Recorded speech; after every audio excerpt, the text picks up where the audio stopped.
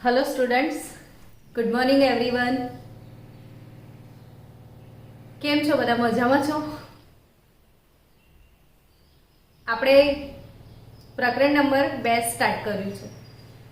પ્રકરણ નંબર 2 નું નામ શું છે ખબર છે ને બધાને? તો ચેપ્ટર 2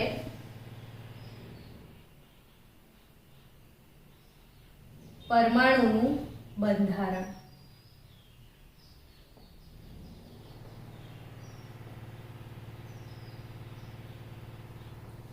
પરમાણુ બંધારણ ચેપ્ટર એ આખા કેમેસ્ટ્રીનું મોસ્ટ આઈએમપી ચેપ્ટર ગણાય। કેમ? તો કે પરમાણુ બંધારણ આ તો કેમેસ્ટ્રી આખું શેના પર ટક્યું છે? તો કે કેમેસ્ટ્રી એટલે ઘણા બધા તત્વો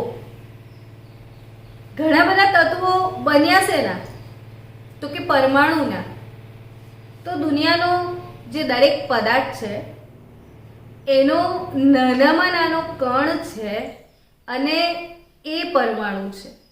ને જ્યાં સુધી આપણે પરમાણુ વિશે માહિતી ના મેળવીએ ત્યાં સુધી આ એક તત્વ બીજા તત્વ સાથે શું કામ જોડાય છે? સવાલ થાય કે શું કામ ઓક્સિજન હાઇડ્રોજન સાથે જોડાયો અને પાણી બનાવ્યું? શું કામ એક નાઇટ્રોજનનો પરમાણુ બીજા નાઇટ્રોજનના પરમાણુ સાથે જોડાઈને નાઇટ્રોજન અણુ અને નાઇટ્રોજન વાયુ બને છે?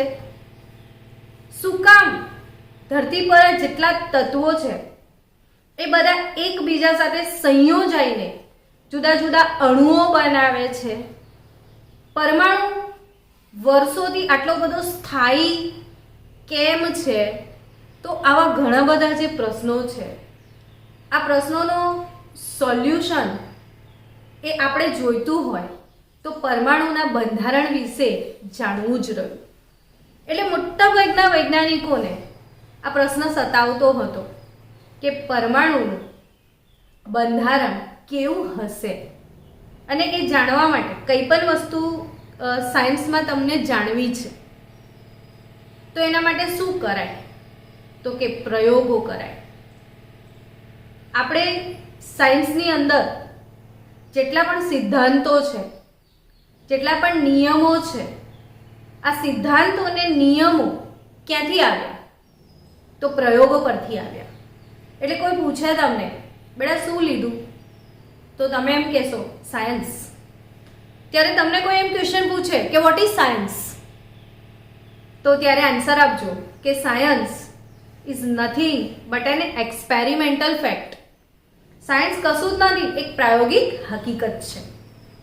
તો સાયન્સ એક પ્રાયોગિક હકીકત છે, આને સમજવા માટે પ્રયોગો કરે અને જુદા જુદા પ્રયોગો કરીને આપણે પરમાણુ બંધારણમાં ડોકિયું કરી શક્યા, પરમાણુના બંધારણ વિશે જાણી શક્યા। તમને 2 દિવસની મેં વિડીયો થ્રુ પરમાણુ બંધારણ ચેપ્ટર પ્રોવાઈડ કર્યું છે। તો આ જે પરમાણુ બંધારણ ચેપ્ટર મેં તમને શીખવાડ્યું છે એમાં મેં તમને સૌથી પહેલાં ઇલેક્ટ્રોનની શોધ વિશે શીખવાડ્યું છે કે ઇલેક્ટ્રોનની શોધ કરી હતી કોણે? તો જે થોમ્સને ઇલેક્ટ્રોન એવું નામ આપ્યું હતું। કોને? કેથોડ કિરણોને। કેથોડ કિરણ નળી વિશે તમે ભણી ગયા વિડીયો થ્રુ। કેથોડ કિરણ નળીમાં કેથોડ કિરણો કઈ રીતે ઉત્પન્ન થાય છે, નળી કેવી છે એ પણ તમે ભણી ચૂક્યા છો। હવે એના પછીની વાત કરીએ તો આપણે સેકન્ડ લેક્ચરમાં જે થોમ્સને ઇલેક્ટ્રોન પરનો વીજભાર કઈ રીતે શોધી શકાય, અર્થાત એમણે ઇલેક્ટ્રોનનો વીજભાર છેદમાં એનું દળ એટલે વીજભાર અને દળનો ગુણોત્તર અર્થાત E/m રેશિયો કઈ રીતે શોધી શકાય એના માટે મેં તમને થોમ્સનનો પ્રયોગ એ શીખવ્યો હતો। એના પછી ઇલેક્ટ્રોન પરનો વીજભાર એ કેટલો છે એ શોધવા માટે આપણે મિલિકન RA મિલિકન એમનો તેલ બિંદુ પદ્ધતિનો પ્રયોગ આપણે શીખ્યા છીએ। તો આ બધી વસ્તુઓથી તમે શું જાણી શક્યા તો કે એનાથી તમને ખબર પડી કે ઇલેક્ટ્રોનનો ચાર્જ બાય માસ રેશિયો જે છે એ કેટલો છે, તો 1.758820 ગુણ્યા 1011 કુલમ્બ પર કેજી. એના પછી શું બીજું તમે જાણી શક્યા, તો કે ઇલેક્ટ્રોન પરનો ચાર્જ કેટલો છે, તો 1.6022 into 10⁻⁻19 કુલમ્બ. હવે આપણી પાસે ઇલેક્ટ્રોન પરનો વીજભાર હતો, વીજભારના છેદમાં દળનો ગુણોત્તર હતો, અને આ બંને ટર્મને યુઝ કરીને આપણે ઇલેક્ટ્રોનનું દળ નક્કી કર્યું હતું. તો ઇલેક્ટ્રોનનું દળ E/me અપોન E લીધું આપણે, તો E કટ થઈ ગયું, તમને શું મળ્યું હતું, me. E/e charge upon E/me લેવું પડે, charge upon E over me ratio તમે લો તો ચાર્જ કટ થશે, ઇલેક્ટ્રોનનું દળ તમને મળશે ને એ 9.109 ગુણ્યા 10⁻31 કિલોગ્રામ એ ઇલેક્ટ્રોનનું દળ છે. તો આ ઇલેક્ટ્રોનનો ચાર્જ બાય માસ રેશિયો છે, આ એનો વીજભાર છે, અને ઇલેક્ટ્રોન પર માઇનસ વીજભાર છે એટલે આ કિંમત માઇનસમાં લખાય, અને એના પરથી ઇલેક્ટ્રોનનું દળ. હવે આ જે ચારેય કિંમતો છે એ આપણે એમસીક્યુ માટે મોઢે કરવાની છે, એટલે આ ચારેય કિંમત તમને 100% આવડવી જોઈએ. હવે આપણે આગળ વિચારીએ, તો આગળ વધીએ, તો આગળ હવે શું, તો કે ઇલેક્ટ્રોનની ડિસ્કવરી પછી પ્રોટોન ડિસ્કવરીની વાત આવશે કે ભાઈ પ્રોટોનની શોધ કઈ રીતે થઈ. તો પ્રોટોનની શોધ કોણે કરી એ સમજીએ. તો કે ઇલેક્ટ્રોનની શોધ કોણે કરી હતી, જે થોમ્સન. અને જે થોમ્સને 1897 ઇલેક્ટ્રોનની શોધ કરી છે. જ્યારે પ્રોટોનની શોધ કોણે કરી છે, તો કે પ્રોટોનની શોધ કરનાર વૈજ્ઞાનિક છે ગોલ્ડસ્ટીન, અને ગોલ્ડસ્ટીને 1886 પ્રોટોનની શોધ કરી.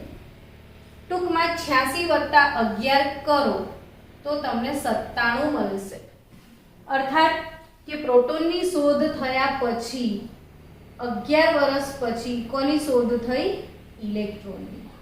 અને તમે બધા જાણો છો કે પ્રોટોન પર ધન વીજભાર છે અને ઇલેક્ટ્રોન પર ઋણ વીજભાર છે. હવે આ પ્રોટોન પર જે ધન વીજભાર છે એ કેટલો, તો ઇલેક્ટ્રોન અને પ્રોટોનનો વીજભાર સમાન છે.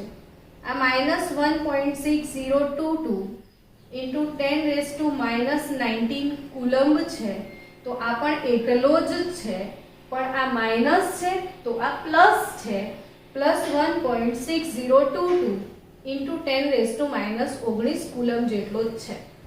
અર્થાત કે પ્રોટોન પર જેટલો વીજભાર છે ને એટલો જ વીજભાર ઇલેક્ટ્રોન પર છે. તો પ્રોટોન અને ઇલેક્ટ્રોન બંનેનો વીજભાર જે છે એ સમાન જ છે. હવે આ પ્રોટોન ને ઇલેક્ટ્રોનની શોધ થઈ પછી વૈજ્ઞાનિકોને એવું થવા લાગ્યું કે કેવો હશે એટમ, કેવો હશે પરમાણુ, કેવો હશે. તો બટ ઓબ્વિયસ આપણને બી એવું થાય કે કેવો હશે આ પરમાણુ. તો પરમાણુ કેવો છે એનું સૌપ્રથમ મોડલ કોણે રજૂ કર્યું, તો એનું સૌપ્રથમ મોડલ રજૂ કરનાર જે વૈજ્ઞાનિક છે એ છે જે થોમ્સન. તો જે થોમ્સન 1897 જેવો ઇલેક્ટ્રોન મળ્યો એવું તરત જ એમને વિચાર આવ્યો કે પરમાણુ કેવો હશે, ને 97 ઇલેક્ટ્રોન મળ્યા પછી 98 પરમાણુનું મોડલ સૌપ્રથમ થોમ્સને રિપ્રેઝન્ટ કર્યું હતું. તો આ થોમ્સન અંકલે શું કીધું હતું, તો કે એમણે પરમાણુ નમૂનો, આપણો ટોપિક છે થોમ્સનનો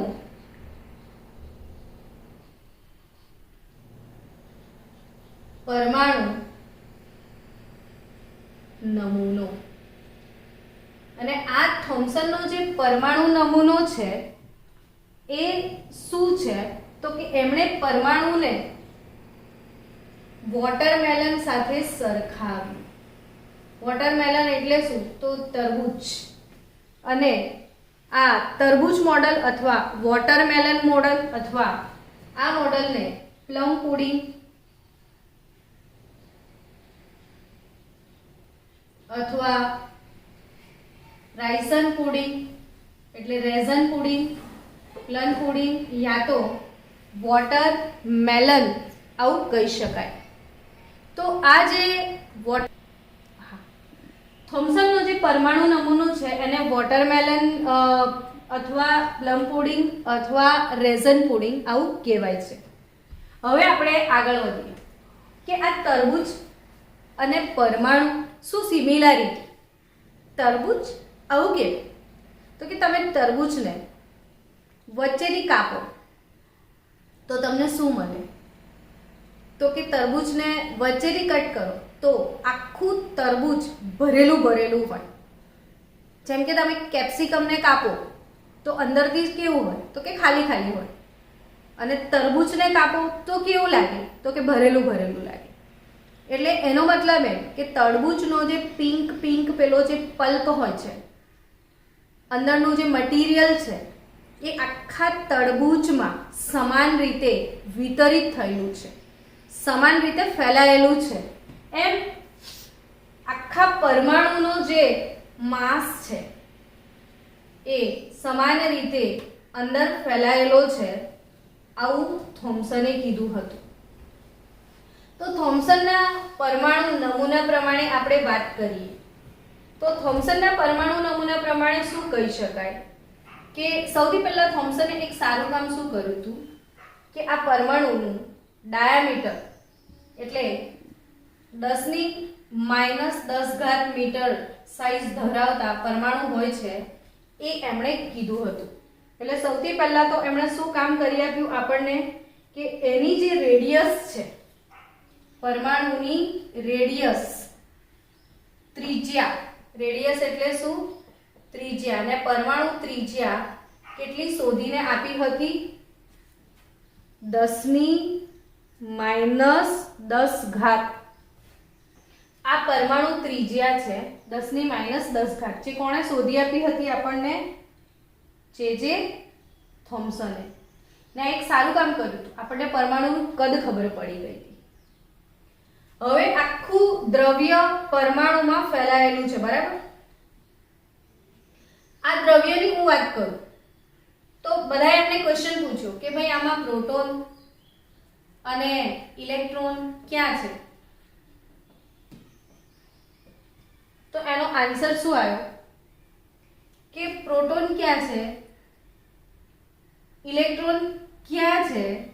તો પ્રોટોન અને ઇલેક્ટ્રોન જેમ તરબૂચની અંદર કોઈ કોઈ જગ્યાએ બિયા ફસાયેલા હોય છે, તમે તરબૂચ કાપો તો એની અંદર શું ફસાયેલું હોય છે બિયા, એમ ઇલેક્ટ્રોન હોય છે. અને જેટલા ઇલેક્ટ્રોન હોય એટલા જ એમાં પ્રોટોન હોય ગમે ત્યાં.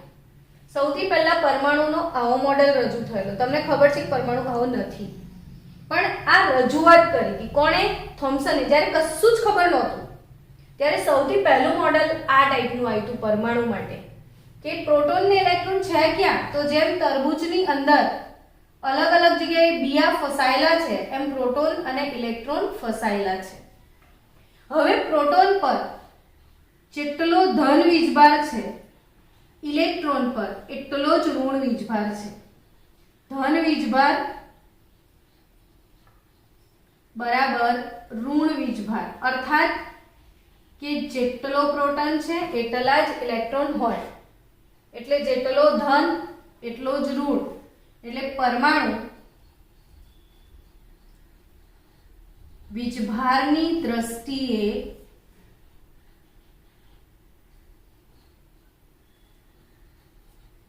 તટસ્થ છે. પરમાણુ વીજભારની દ્રષ્ટિએ કેવો છે તટસ્થ છે. એ પણ એક ક્લિયર વાત ખબર પડી. તો આટલું આપણને સમજાવનાર, આ ટાઈપનું મોડલ સમજાવનાર વૈજ્ઞાનિક કોણ હતા? થોમ્સન.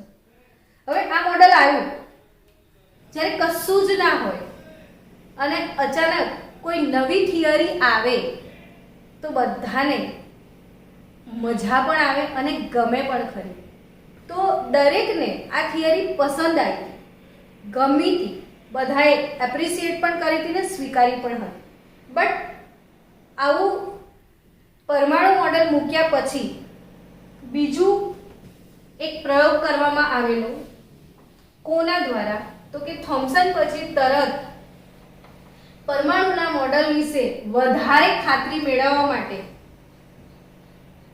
રુથરફોર્ડ નામના વૈજ્ઞાનિકે પ્રયોગ કરવાના શરૂ કર્યા.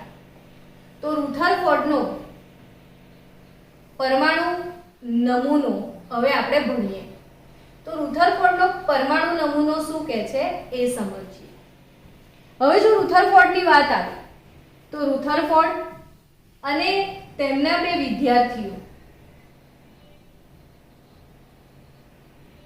હેન્સ ગાઇગર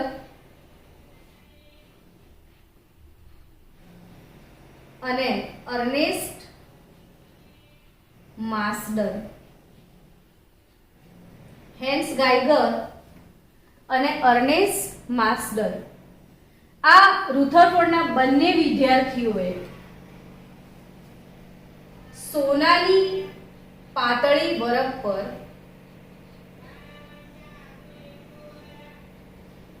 આલ્ફા કણ પ્રકીર્ણન નો પ્રયોગ કર્યો હતો.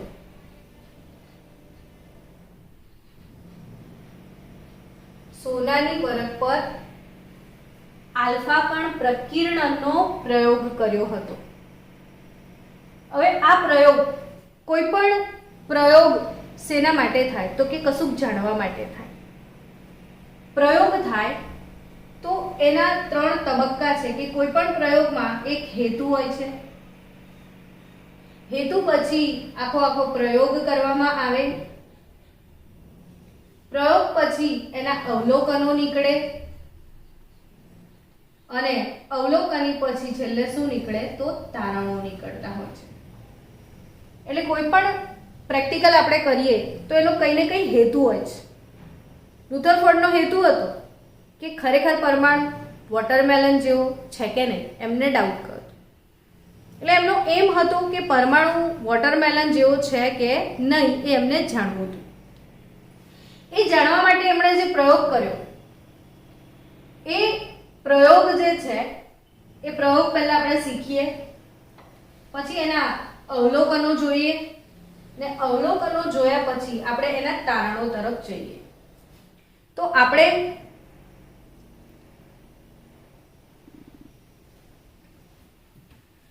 અવલોકનો અને તારણોની વાત કરીએ. પહેલા પ્રયોગ વિધિ કે એમણે શું કર્યું હતું? તો સોનાની એક પાતળી બરફ લીધી હતી. એની જાડાઈ પ્રયોગ પ્રમાણે બદલાય. આપણે એવું કહીએ કે એમણે 100 મિલીમીટર થિકનેસ ધરાવતી સોનાનું પાતળું બરફ લીધું હતું. હવે આ પાતળું બરફમાં આ સોનાના પરમાણુઓ આવી રીતે પ્રેઝન્ટ હશે.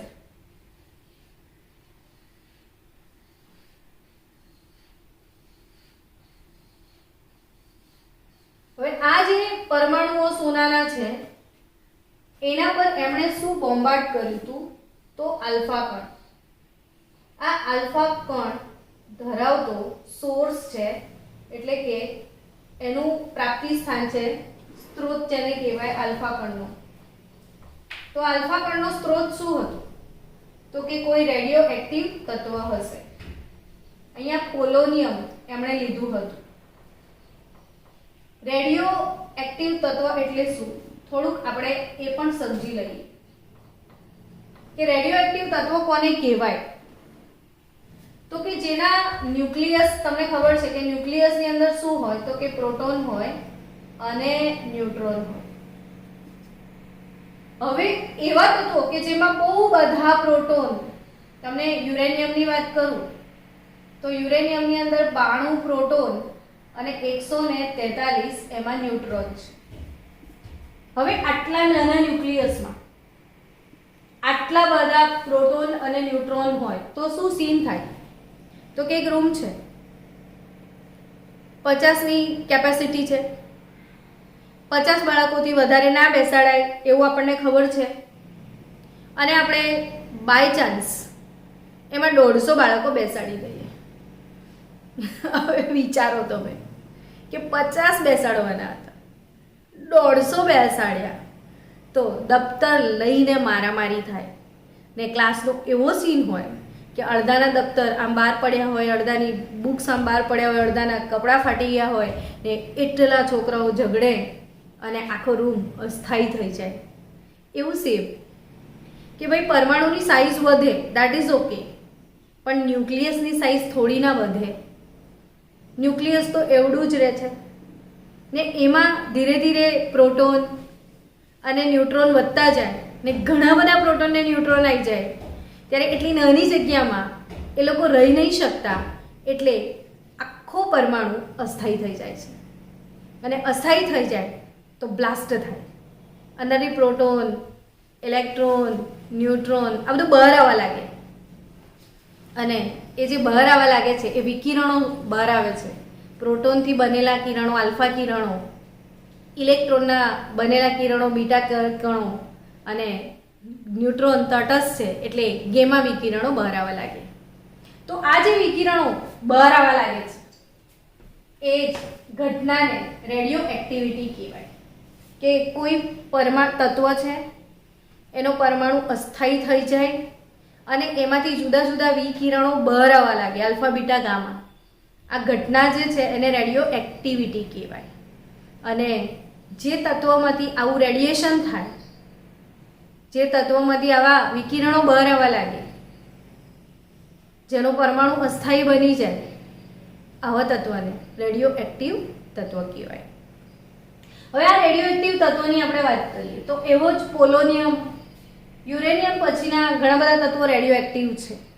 અને એવો કોઈ પણ સોર્સ આપણે અહીંયા વાપરી લઈએ ને એમાંથી આલ્ફા કણ જનરેટ કરીએ તો બીજી એક વાત યાદ રાખજો તમે અહીંયા કે આલ્ફા કણ છે શું એકચ્યુઅલી. તો આ બધા પ્રશ્નો તમને એમસીક્યુમાં નીટમાં આવે તો ભૂલી ના જતા.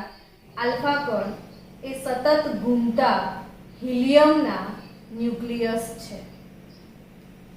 આલ્ફા કણ શું છે? તો સતત ઘૂમતા હિલિયમના ન્યુક્લિયસ છે. એટલે હિલિયમ 2,4++ આલ્ફા કણ એ હિલિયમ 2,4++.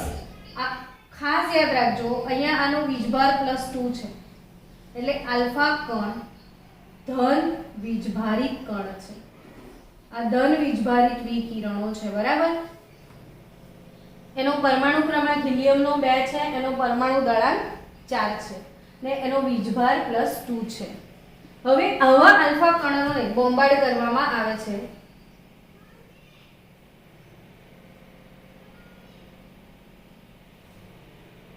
આના પર, સોનાની વરખ ઉપર. હવે આલ્ફા કણનું જ્યારે સોનાની વરખ પર બોમ્બાર્ડમેન્ટ થાય તો પરિણામ શું આવે છે?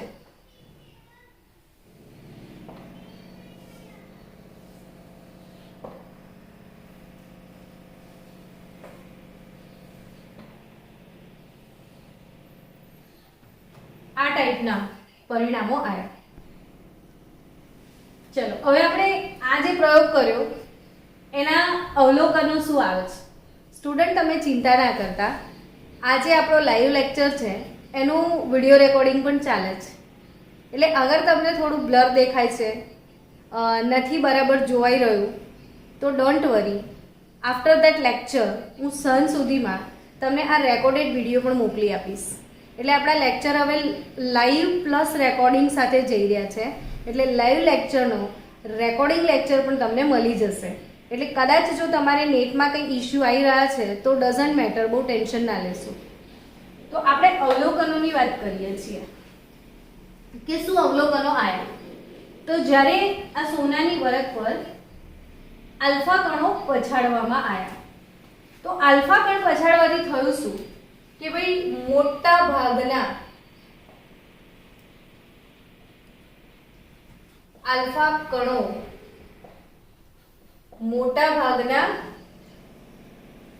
કણો વરખની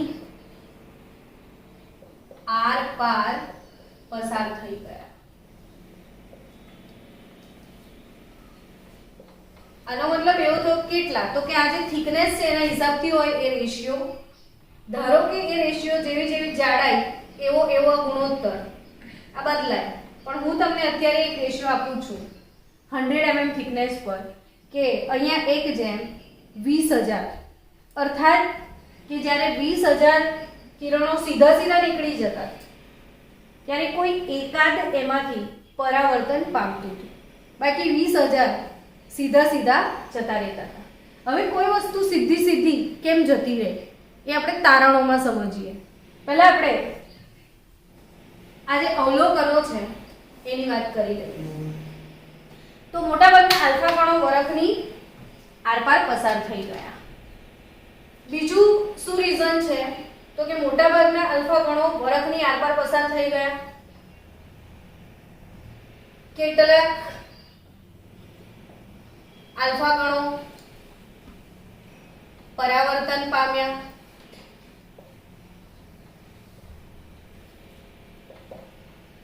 અને કેટલાક આલ્ફા વિકિરણો વિચલન પામ્યા.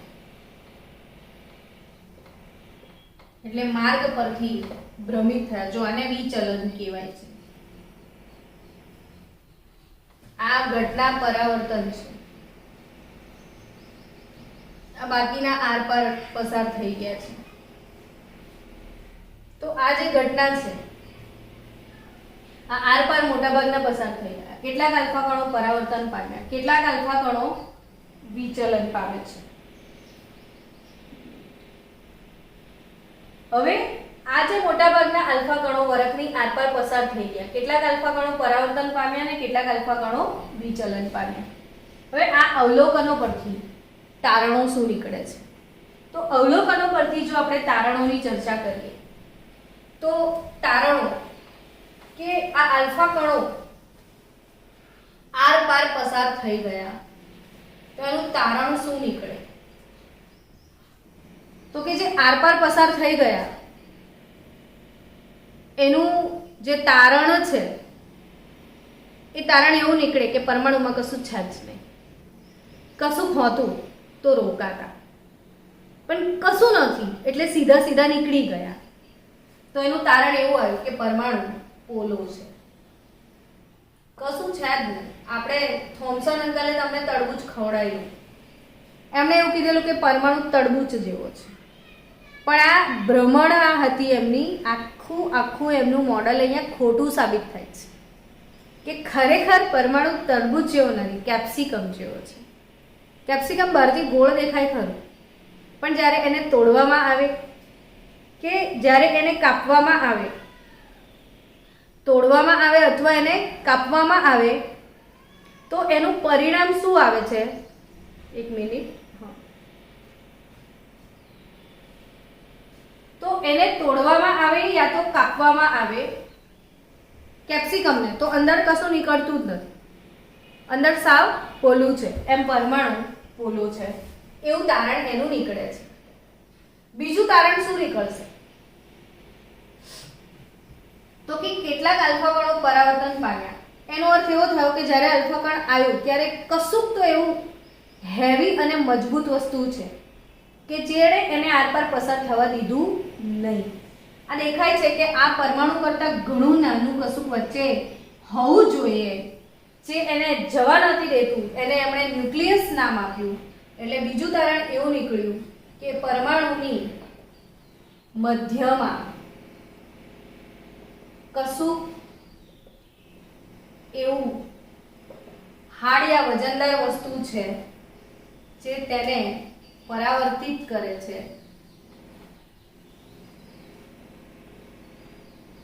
અને તેને ન્યુક્લિયસ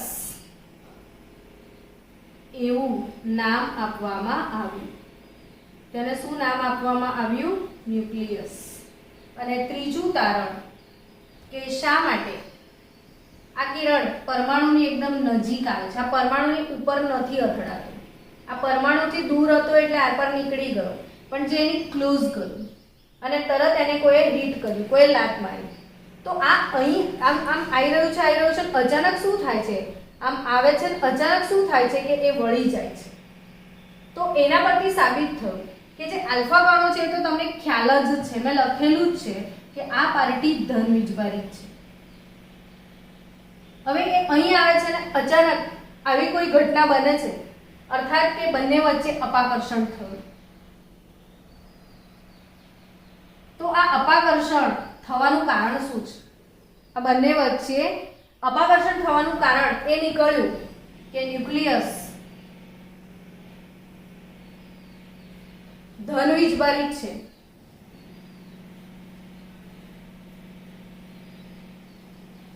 અર્થાત પ્રોટોન નામનો જે કણ છે એ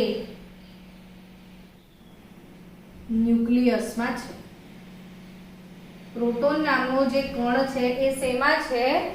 ન્યુક્લિયસમાં છે. એટલે તારણ શું નીકળ્યું? પરમાણુ પોલો છે. પરમાણુની મધ્યમાં કશું કેવું છે જે તેને પરાવર્તિત કરે છે, એને ન્યુક્લિયસ નામ આપવામાં આવ્યું. અને ન્યુક્લિયસ ધન વીજભારિત છે, અર્થાત પ્રોટોન નામનો કણ એ તરબૂચના બિયાઓની જેમ ક્યાંક ક્યાંક ફેલાયેલો નથી, એ ન્યુક્લિયસની અંદર છે. એટલે ન્યુક્લિયસ ધન વીજભારિત છે, એટલે પ્રોટોન એ ક્યાં છે? તો કે ન્યુક્લિયસની અંદર છે. તો ઇલેક્ટ્રોન ક્યાં? તો ઇલેક્ટ્રોન બહાર ફરે છે. તો આ પ્રયોગના તારણો હતા અને આ પ્રયોગના તારણોને આધારે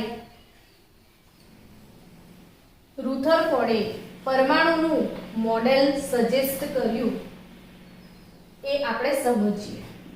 કેટલી વાર બાકી છે એ પ્રમાણે લઈએ.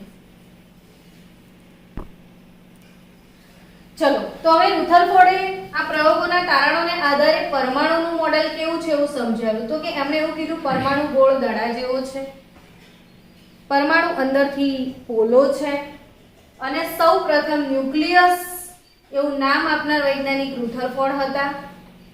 એમણે સજેસ્ટ કર્યું કે ન્યુક્લિયસની અંદર પ્રોટોન નામનો કણ છે, કારણ કે એ વખતે ન્યુટ્રોન શોધાયો જ નહોતો. ન્યુટ્રોન તો ક્યારે આવ્યો? 1932માં. અને બહાર કક્ષામાં ઇલેક્ટ્રોન છે. તો આવું મોડલ, આ ન્યુક્લિયર મોડલ રજૂ કરનાર સૌ પ્રથમ વૈજ્ઞાનિક હતા રુથરફોર્ડ. હવે રુથરફોર્ડે આ પરમાણુ મોડેલને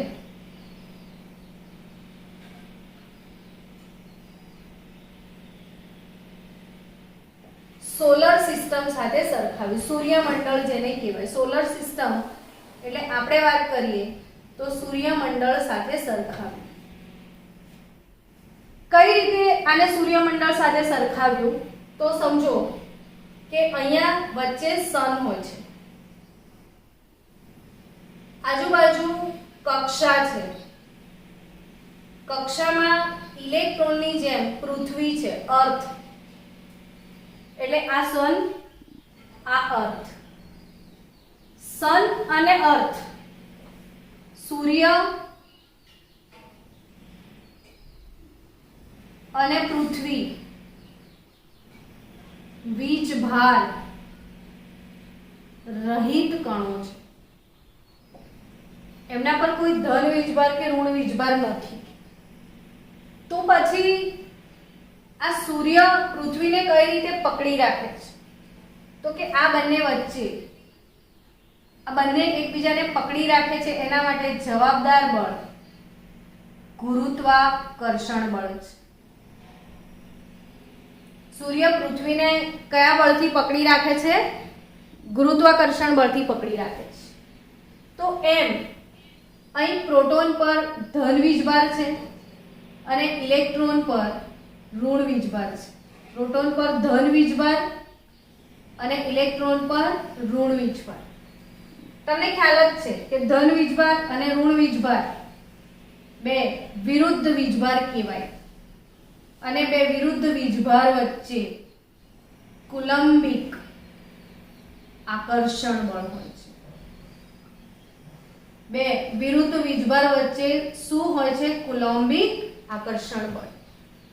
હવે આ વિરુદ્ધ વીજભારો વચ્ચે જે કુલંબિક આકર્ષણ બળ છે એ કુલંબિક આકર્ષણ બળ આ બંનેને પકડી રાખે છે.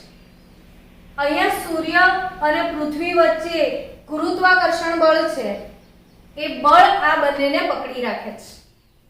તો આ સૂર્ય અને પૃથ્વી વચ્ચેનો જે ગુરુત્વાકર્ષણ બળ છે એ કઈ રીતે શોધી શકાય? તો G સૂર્યનું દળ m1, પૃથ્વીનું દળ me, G m1 m2 લખીએ આપણે. G m1 m2 એટલે બંનેના દળનો ગુણાકાર છેદમાં બંને વચ્ચેના અંતરનો વર્ગ m1 m2 upon r².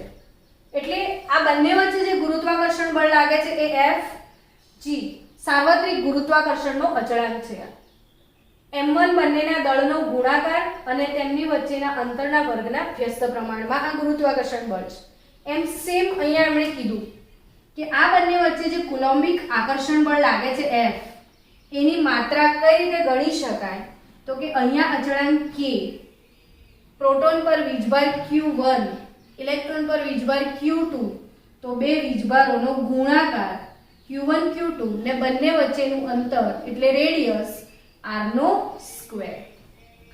તો આ જે મોડેલ હતું રુથરફોર્ડ મોડેલ, એમણે એની સ્થાયીતા સમજાવવા માટે એને સૂર્યમંડળ સાથે સરખાવ્યું.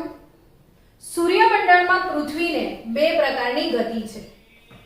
એક પૃથ્વી કક્ષીય ભ્રમણ કરે છે એટલે પોતાની કક્ષામાં બી ફરે છે અને સાથે સાથે એ સૂર્યની આસપાસ પણ ફરે છે.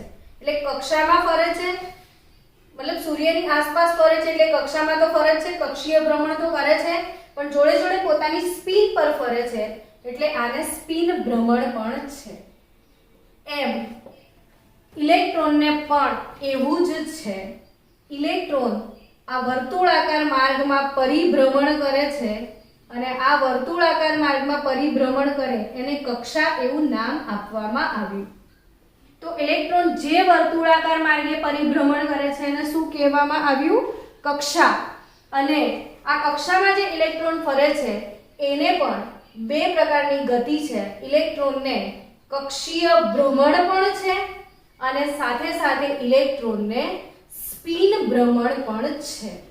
તો ઇલેક્ટ્રોન કક્ષીય ભ્રમણ અને સ્પિન ભ્રમણ એમ બંને પ્રકારની ભ્રમણ કરી શકે છે. એમ પૃથ્વી પર જેવું ભ્રમણ છે એવું સેમ ઇલેક્ટ્રોનને છે. તો આ મોડેલ કોણે રજૂ કર્યું હતું? રુથરફોર્ડે. અને આ મોડેલ જે રજૂ કર્યું હતું એની જે મર્યાદાઓ છે આ મર્યાદાઓને આપણે કાલે શીખીશું કે રુથરફોર્ડના પરમાણુ નમૂનામાં શું મર્યાદાઓ છે. તો એ આપણે નેક્સ્ટ લેક્ચરમાં ભણીશું. તો અમે આપણી મીટિંગ